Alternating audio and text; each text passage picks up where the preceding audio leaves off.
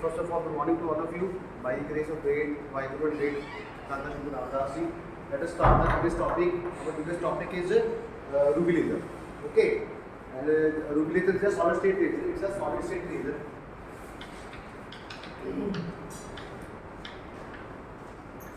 It is a solid state laser. But before going to discuss the ruby laser, I would like to discuss the pumping. See, what do you mean by pumping? What is the mechanism of pumping? Watchman, what's the meaning of pumping? Pumping means to give energy. Pumping means to give energy to the atoms so that they can excite from ground level to the excited level. Okay, Tafa, I get your point. Pumping means to provide energy to the atoms present in the ground state so that they can excite from lower energy level to the higher energy level. Okay, so that they can excite from ground state to the excited state. So pumping means to provide energy to the atoms in the ground state. Now see, let us discuss the pumping mechanism. See, we have a different kind of pumping schemes, and the very first scheme is the optical pumping. Optical pumping is usually used in the solid state laser. Okay. See, we have a ruby laser, which is a solid state laser. We have a gas laser, which is called a helium ion lasers. Okay. And in the gas laser, it is used in the solid state laser. Okay. In the solid state lasers, optical pumping is used, and in the gas lasers, electrical pumping is used. Okay. Gas laser, helium ion laser. And solid state laser is, we have a finest example is the ruby laser. Okay. So in this scheme, in this ruby laser, we will use this optical pumping. We will use the optical pumping. Okay. Because ruby laser is a solid state laser. Okay. So in the optical pumping, we provide photons. And what is the energy of photon? Hν. What's the energy of photon? Hν. And that energy Hν is the band gap energy. That Hν energy is equal to the band gap energy between the ground level and excited level. Okay. And in the gas lasers, we use electrical pumping. How we can provide electrical pumping? By applying a voltage, by applying an electric field, by applying a potential difference. Okay. I get your point. But this will be discussed later on. But right now we will discuss only the optical pumping. Okay. So optical pumping means to provide energy to the atoms in the form of photons, in the form of light. See, ruby laser means, see, this is called a ruby crystal. In the ruby laser we use a ruby crystal. Okay. And in the ruby crystal, ruby crystal means that is a mixture of aluminum oxide and chromium oxide. Aluminum oxide plus chromium oxide, and some of the ruby consists of aluminum oxide with roughly 0.05% of aluminum atoms are replaced by chromium ions. Okay, so it means these are the energy levels of chromium ions. Okay, these are the energy level diagram for the chromium ions. Okay. So these chromium ions are called active medium. It's called a active medium. Laser action in the ruby laser. Laser action in the ruby laser is happened just due to the chromium ions. Okay. So chromium ions are called active medium, and active medium is the main responsible factor for the laser action to takes place in the ruby. Get my point. See, this is called a xenon flash lamp. Okay, this is optical pumping. This is the this is the optical. This xenon flash lamp is used as a optical pumping device. Okay, is used as a optical pumping device. So what is the function of this flash lamp? This will provide energy. This will provide energy or photons to the atoms which are present in the ground state, so that they can promote from ground level to the excited level. Okay. And see, this is called a total reflecting mirror. Total reflecting mirror means whatever the light will strike at this mirror, it will totally 100% reflect back in this direction. and this mirror is a semi-transparent mirror.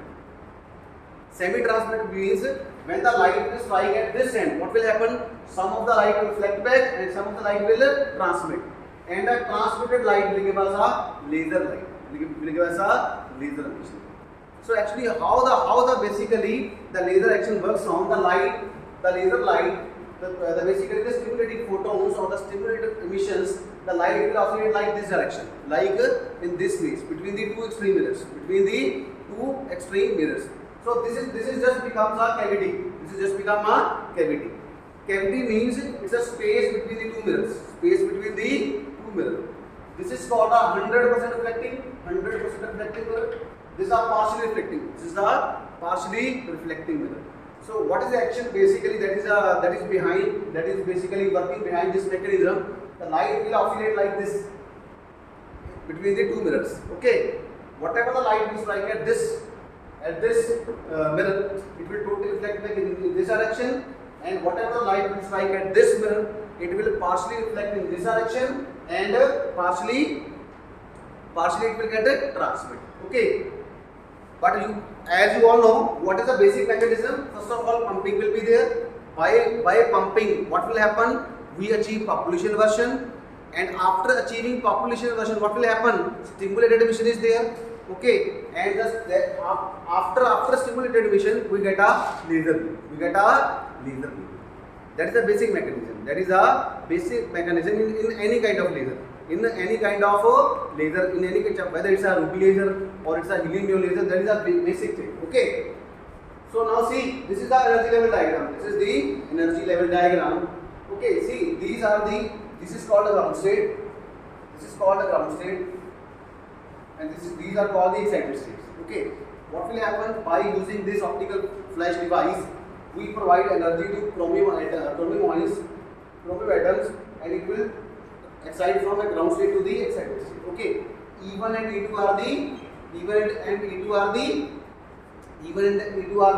excited states. E1 and E2 are the excited states of the chromium. Okay. Now see, these are in the form of band.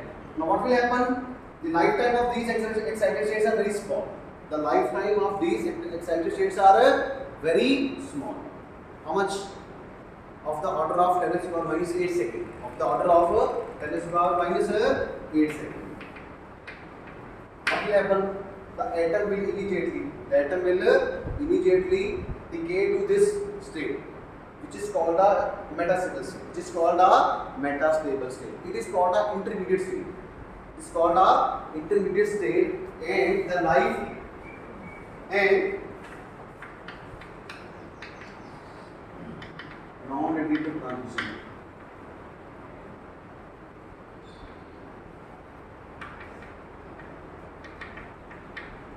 This is the intermediate state, and the lifetime of this state is very, very large. See, of the order of 10 to the power minus 3 seconds. 10 to the power minus 3 seconds is very, very large time as compared to the 10 to the power minus 8 seconds. Okay, so this is called metastable state, and the name of this state is also called as UL. UL means upper laser level. UL means upper laser level, and LL means, see, ground state is also called LL. LL means lower laser level. LL means lower laser level. Are you getting the point? This intermediate state is called a metastable state. Intermediate state is called a metastable state, which is also called UL, upper laser level, and the ground level is also called a lower laser level. Now what will be happen? Now see, when the chromium ions will de-excite from this state to this state. Why de-excite? Because the lifetime of these excited states is very, very small, of the order of 10 to the power minus 8 seconds, and it is very small time. Okay, when the atoms will de-excite, then this transition is called non-radiative transition. Non-radiative transition means radiation will not be emitted. Non-radiative. And energy will be released in the form of heat. Are you getting the point? When the atoms will de-excite when the chromium ions will de-excite from this state to this state, from excited state to the beta stable state, then they will release energy. They will release energy in the form of heat. Okay. See, this is a basic mechanism. Whenever any atom will jump from higher level to the lower level, what will happen? It will emit energy.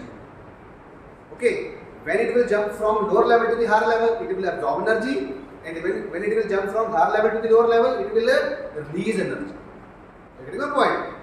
See, jump from excitation from this level to this level, it requires absorption energy. It requires energy. It requires it will gain energy to shift from this level to this level. But when it de-excite from this level to this level, this will release energy. Okay, this is a general rule.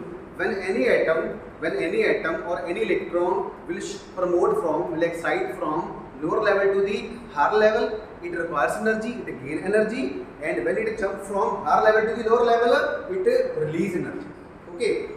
Okay, now see, in this process, energy is required by the optical pumping, okay, by the gain of photons which are provided by this xenon flash lamp, and when the chromium atoms will shift from de-excited from this level to this level, energy will be released. How much energy will be released? This much band gap. This gap energy will be released in the form of heat, and this transition is called a non-radiative transition. Non-radiative transition means radiation will not be emitted. Radiation will not be emitted, and energy will be released in the form of heat. Okay. Now see. Now the atoms will come here. Come here. What will happen? See, this is called a metastable state, and this state has a very large lifetime. So atom will stay here for a very long time. So the population inversion is achieved between this level and this level. Are you getting my point? Population inversion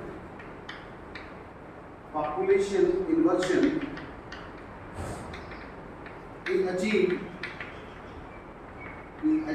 between this level and this level. UL and LL. Okay. Population inversion means number of atoms in this state is more than the number of atoms in this state. Are you getting my point? Population inversion means the number of atoms in this state, UL state, is more than the number of atoms in this LL state. Now what will happen? Once the population inversion will get achieved, then the stimulated emission will be there, and when stimulated emission will be there, we get a laser light. We will get a laser emission, a laser light whose wavelength is of the order of 6943 angstrom. 6943 angstrom. Okay, 6943 angstrom. See, this is the graph of the power output versus time of the Ruby laser. Okay. See, we are not getting a continuous output.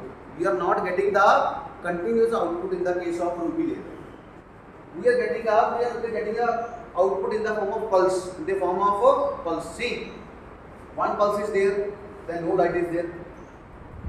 Then we will get a pulse, and in the pulse we are getting a spikes. These are called spikes. Actually, I will tell you what is the basic mechanism. See, duration of one pulse is 50 microsecond. Duration of this pulse is 50 microsecond. What does this mean? This means that one pulse will remain for the time of 50 microsecond.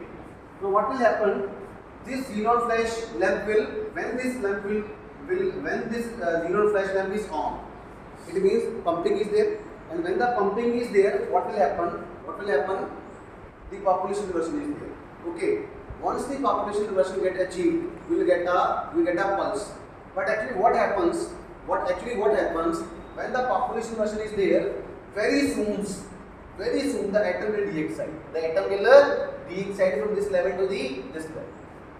Very soon the atom will de-excite from this level to this level, and as a result, the condition of population inversion get violated. Okay, the condition of population inversion get violated, and once the condition of population inversion get violated, then it means you are not getting a stimulated emission, and it means we are not getting a laser beam. We are not getting a laser beam. So actually, what happens when the condition, when the atoms will immediately, when the atoms immediately de-excite from this level to this level, from UL level to the LL level, the population to inversion condition will get violated, and for that time we are not getting a laser beam, and that is why we are getting a spike. We are getting a spike. Okay, but as soon as this laser bump is on, again on, okay, what will happen? This will again require some time. This will again require some time from off to on. Okay, and for that time the laser action will quenched. The laser action will not be there. Okay, so that is why we are getting a spikes. And see, and this part consists of spontaneous emission. See, some of the atoms will automatically de-excite from this level to this level, and this dotted line represents the spontaneous emission, and bold line represents the stimulated emission. Okay. The very important point is that whenever the population condition get violated, what will happen? The laser action will not be there, and we are not getting a continuous output. We are not getting a continuous output.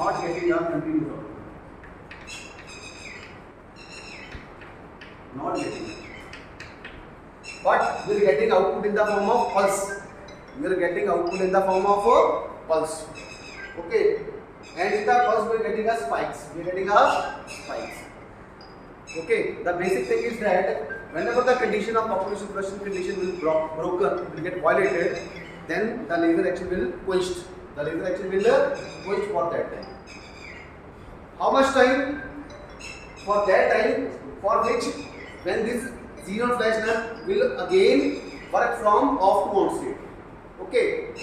When it works from off to on state, up to that time it will not supposed to give a laser action. Okay.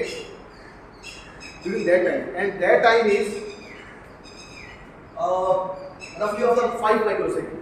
That time is roughly of the 5 microsecond, and during that time we are not getting a laser output. So that is why we are not getting a continuous output. If somebody asks what is the nature of output in the UV laser, the answer is pulse. We are getting a laser in the form of the pulse. We are not getting a continuous output laser. Okay, pulse and spikes. So I think this is all the overall idea about the working of the UV laser. And these chromium, very important point is that the laser action is just due to the chromium ions. And these chromium ions are called the active medium. The combination of these two mirrors is called a cavity. It's called a resonant cavity. So the light will oscillate between these two mirrors. This is a completely reflecting mirror, 100% reflecting mirror. This is a partially reflecting mirror. So we are getting a partially reflecting mirror. So we are getting a laser emission across the semi-transparent mirror. Okay. This is also called a partially reflecting mirror. We are getting a laser beam across the partially reflecting mirror. This is the pumping device. What is the mechanism of pumping, or what is the function of pumping? Pumping helps to cause a population inversion. And what is population inversion condition? N2 greater than N1. Let us say N1 is the number of atoms of this state, and N2 is the number of atoms of this state. Okay. And whenever we achieve the population inversion condition, then and only then we are supposed to get a stimulated emission. And when stimulated emission is there, we are getting a laser beam. Okay. The important point is that we are not getting a continuous output in the case of UV laser. We are getting a pulsed output in the form of in the UV laser. Any doubt from this part? Any doubt? I think this is very, very important. this is called a solid state. This is called a solid state laser, and in the solid state laser we use a optical pumping. We use a optical pumping. This is the important point. And in the next we will discuss the helium ion laser. Helium ion laser is a gas laser, and in the gas laser we use a electrical pumping. We use a electrical pumping. Okay, but in the UV laser we use a optical pumping. We use a optical pumping. So I think this is all overall idea about the UV laser. If you have any kind of doubt, then you can ask from me. Yes. Stimulated और spontaneous वाले. Stimulated. वो जगह से. Stimulated वाला. See. Spontaneous. Stimulated वाला. Okay. See. देखो बेटा laser आएगा इन दो लेजर लेवल्स के बीच में, ठीक है। लेजर तब आएगा जब यहाँ पे नंबर ऑफ एटम्स क्या होंगे ज़्यादा और यहाँ पे नंबर ऑफ एटम्स क्या होंगे कम होंगे। जैसे ही नंबर ऑफ एटम्स यहाँ पे ज़्यादा होते हैं और यहाँ पे कम होते हैं, आई मीन टू से N2 ग्रेटर देन, मान लीजिए यहाँ पे N1 है, यहाँ पे कितने N2, जैसे ही ये कंडीशन हमारे पास बनती है N2 greater than N1, N2 greater than N1 is called a population inversion, ठीक है। स्टार्टिंग क्योंकि पंपिंग से हुआ क्या, पंपिंग ने हमें यहाँ पे नंबर ऑफ एटम्स ज़्यादा कर दिए, ओके। तो जैसे नंबर ऑफ एटम्स जहाँ पे होते हैं तो यहाँ से क्या होता है स्टिमुलेटेड एमिशन होता है, यहाँ से क्या होता है स्टिमुलेटेड एमिशन। और वो स्टिमुलेटेड एमिशन आगे क्या करता है, मैंने आपको बताया था ना, 1 से 2 फोटोन, 2 से 4, यहीं पे इसी एक्टिव मीडियम में जितने क्रोमियम एटम्स है उन सबको क्या करता है एक साथ, क्या करता है डीएक्साइड, क्या करता है एक साथ डीएक्साइड, एक साथ, ठीक है, in the same phase, okay. तो जब वो एक साथ आते हैं तो हमें क्या मिलता है लेजर भी क्या, हमें क्या मिलता है लेजर। तो यहाँ पे स्पॉन्टेनियस भी होता है, यहाँ पे स्टिमुलेटेड भी होता है, लेकिन स्पॉन्टेनियस कम होता है, स्टिमुलेटेड ज़्यादा होता है। ये देखिए ये जो लाइन दिखाई ना डॉटेड किसकी है, स्पॉन्टेनियस की है, और जो बोल्ड लाइन है ये किसकी है, ये स्टिमुलेटेड की है। और लेजर एक्शन में ज़्यादा रोल किसका रहता है, स्टिमुलेटेड का रहता है, क्योंकि because the name is just light amplification by stimulated emission of light. So the dominant factor is the stimulated emission. That is the basic work. That is the basic principle. That is the working behind the mechanism of the laser. You get the point? So due to stimulated emission, we are getting a laser. Okay. This is very important as far as the exams is concerned. It will definitely usually ask the question in the 5 marks. Ruby laser. Okay. Ruby laser means if somebody asks in the bio, what is ruby laser? Ruby crystal. Ruby crystal means this aluminum oxide plus chromium oxide. And this is called a active medium. This is chromium oxide is called a active medium. The laser action is occurred due to this chromium ions. Due to this chromium ions. Somebody asked Jahid, you want to ask something? कुछ पूछना चाहते हैं यहाँ से? Watchman, Peter, Chiteka, Sean, Kafaswa, Riley, hand out. Okay, this is very important. Okay, see, this is important. This is very important. Energy level diagram is the most important, and this is important. Okay, graph. How we can obtain the power output versus time. Okay, this is due to the stimulated emission, and this is due to the spontaneous emission. And out. Wrap करते session को. Yes. Which one? Energy level diagram. See, what will happen? This is called a ground state. This is called a ground state. Atom will not leave the ground state. Atom will not leave the ground state. Up to what? Up to what? Until or unless we don't provide the energy. We will not provide the energy. And the energy is provided by the, let us say the atoms are there.